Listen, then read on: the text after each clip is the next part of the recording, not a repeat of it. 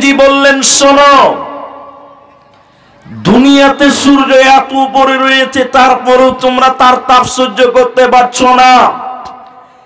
কিয়ামতের দিন সূর্য এত উপরে থাকবে না, 1 মাইল উপরে, 1 কিলোমাইল উপরে মানুষের মাথার উপরে সূর্য নিয়ে আসবে।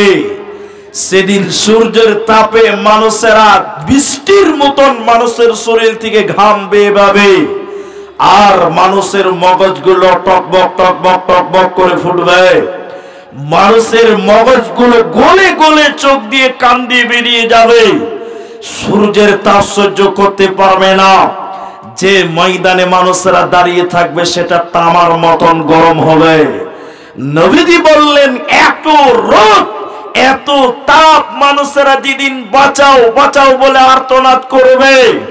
নবীজি বলছেন, হুফাতান, সেদিন মানুষের পায়ে জুতা থাকবে না, পরনে জামা কাপড় থাকবে না, অত রোদের তাপে মানুষের মাথায় ছাতা থাকবে না, খাতনাবিহীন উলঙ্গ হয়ে মানুষেরা রোদের তাপে মানুষেরা দৌড়ে বেড়াবে। আর মানুষেরা বলবে, আমাদেরকে বাঁচাও বাঁচাও বাঁচাও।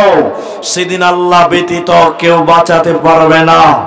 নবীজি বললেন, এত রোদের তাপ, সেই দিন একটা বাঁচার জায়গা, সেই দিন একটা ছায়া থাকবে।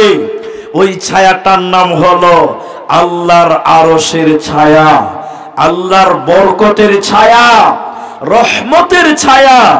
ওই ছায়া ব্যতীত সেদিন সূর্যের তাপ থেকে বাঁচার কোনো পথ থাকবে না। নবীজি বললেন, সেই আরশের ছায়াতে, আল্লাহর রহমতের ছায়াতে 7 জন ব্যক্তিকে, 7 প্রকার মানুষকে আল্লাহ স্থান দেবে। সহিহ বুখারী 660 নম্বর হাদিসটা আপনি খুলে দেখুন। 7 জন ব্যক্তিকে আল্লাহ আরশের নিচে স্থান দেবে। তারা কারা? আলোচ্য বিষয় হলো তারা কারা। এই হাদিসটা নিয়ে শুধু আলোচনা করব যে আরশের নিচে কিয়ামতের দিন স্থান পেয়ে বেঁচে যাবে কারা। আমরা সেই স্থান পেতে পারি কি পারি না, আমি আপনাদের পরিস্থিতির উপরে আলোচনা করার চেষ্টা করব। চলুন নবীজির হাদিসটা আমরা একবার শুনে আছি। নবীজি কি বললেন? নবীজি বললেন, শোনো, কিয়ামতের দিন যখন আল্লাহর আরশের ছায়া ব্যতীত কোনো ছায়া থাকবে না, রহমতের ছায়া ব্যতীত যখন কোনো ছায়া থাকবে না, নবীজি বলছেন ওই ছায়াতে আল্লাহ 7 প্রকার মানুষকে স্থান দেবে। ওরা রোদের তাপে পুড়বে না, পুড়বে না। প্রথম নম্বর নবীজি বলছেন, ইমামুন আদিলুন, নেই পরায়ণ নেতা, নেই পরায়ণ শাসক বাদশাহ।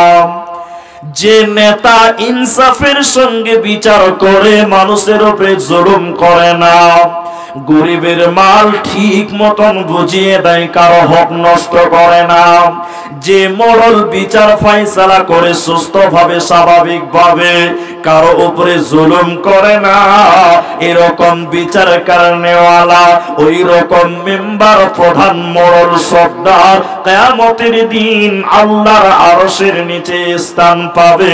ওদের কোনো চিন্তা রবে না, রবে না। কিন্তু আপনারা বলুন, আপনারা বলবেন, আমিও আপনাদের কাছে জানতে চাইবো, আপনাদের দিকে বিচারগুলো সঠিকভাবে হয়? এটা বলুন, হয়? ভয় খাওয়ার কোনো কারণ নাই, হয় কি হ্যাঁ কি না বলুন।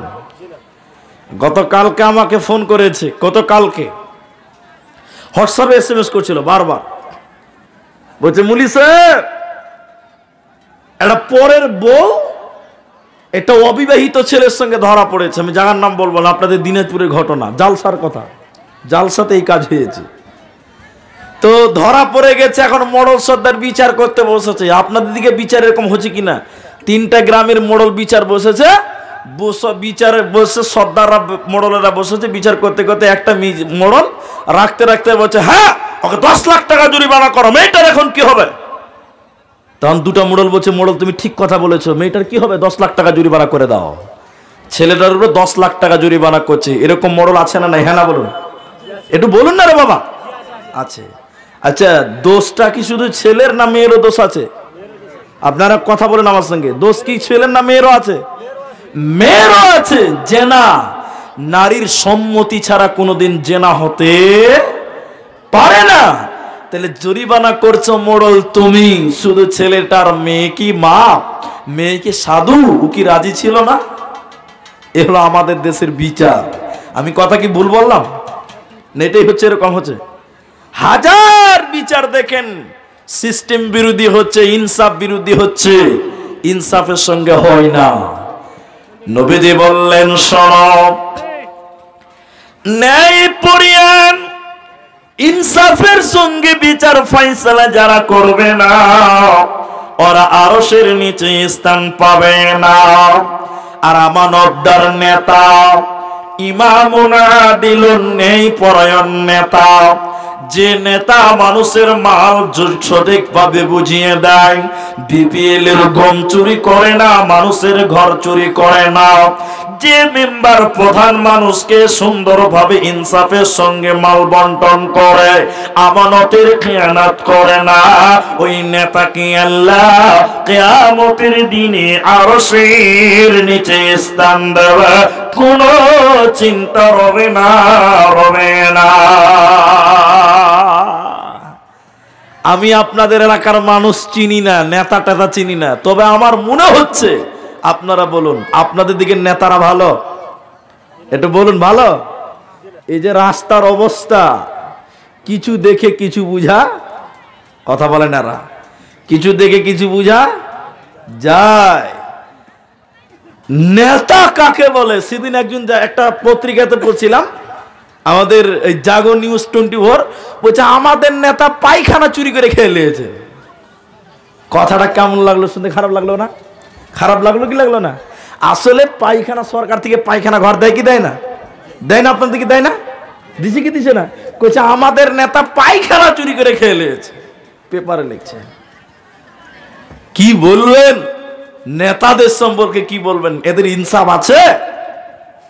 নবীজি বললেন, 3 ব্যক্তি জাহান্নাম যাবে, জান্নাত যাবে না।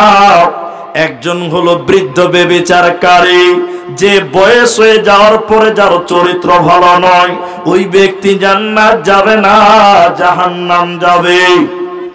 দ্বিতীয় নম্বর নবী শুনে বললেন, শুনে নাও, অহংকারী গরিব, যে গরিব অহংকার করে জাহান্নাম যাবে।